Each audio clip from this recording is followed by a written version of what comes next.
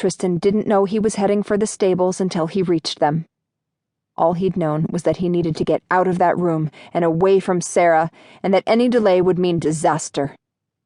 He went to the tack room and grabbed Ares' bridle, then headed for the horse's stall.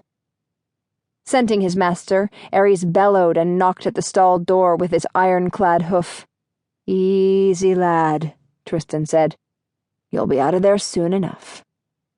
Tristan slipped into the stall and bridled the stallion. He shed his jacket and vest, tossing them onto the stall floor without a second thought. Once he'd led Ares through the stable and into the castle courtyard, he swung up onto the stallion's back.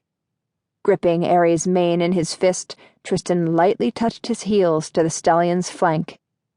For a moment, the great horse's muscles bunched up, and then he exploded forward. Though he knew it was risky, Tristan didn't bother to check Ares' stride, instead letting the stallion have his head as they plunged into the night. At least there's a bit of moonlight to guide us, Tristan thought.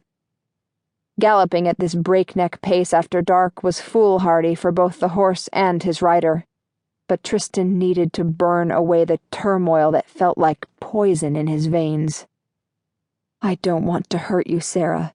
I don't want you to be afraid of me." The wind carried away Tristan's string of curses. Why in the bloody hell had he said those things to her? In truth, the problem wasn't that he'd said them. The problem was that he'd meant them. When Tristan arrived at the dining hall, he'd felt he had the situation well in hand. Sarah had fled the library earlier that day, confused and wary, exactly the way he wanted her. But the sight of her at dinner, the way the firelight played on her porcelain skin when she turned to reveal the open back of her gown, had made his entire body tighten. Their conversation had only made things worse. All signs of Sarah's discomfiture had vanished, while Tristan found himself fumbling for confidence. It wasn't simply her beauty that stole his wits. Her very presence radiated something Tristan hadn't known he'd been longing for until he was face to face with it. Companionship. Sarah was the only person he'd spoken with in 7 years who hadn't been sent to befriend him on Bosque Mar's orders. "She's not here because she likes you, you idiot," Tristan reminded himself. "She's a prisoner. She's your prisoner." But any time Sarah had raised that point over dinner, Tristan felt as if she'd plunged a blade into his belly and was slowly twisting it. That was when he realized he wanted her to be there voluntarily. He wanted Sarah to choose to be with him.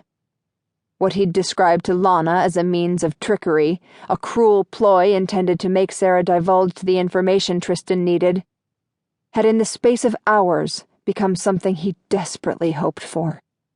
The madness of that desire nearly undid him. So he'd fled, not knowing what else to do in that moment of panic. Tristan leaned into Ares' neck, letting the stallion take them where the horse willed. Closing his eyes, Tristan lost himself in the rhythm of Ares' hoof strikes on the moors, the scream of the wind around them. He straightened only when Ares slowed to a trot, and then a walk.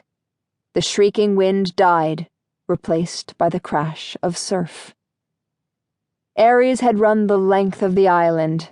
Now his hooves sunk into the sand of the only shoreline not made treacherous by rocks. Steam rose from the stallion's coat, his neck bowed with exhaustion.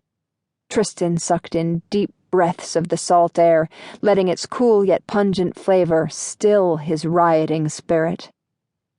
Tristan had to suddenly grasp Ares' mane and grip the stallion's sides with his thighs when the horse tossed his head and shied. Ares gave a sharp whistle of alarm and began to prance along the shore.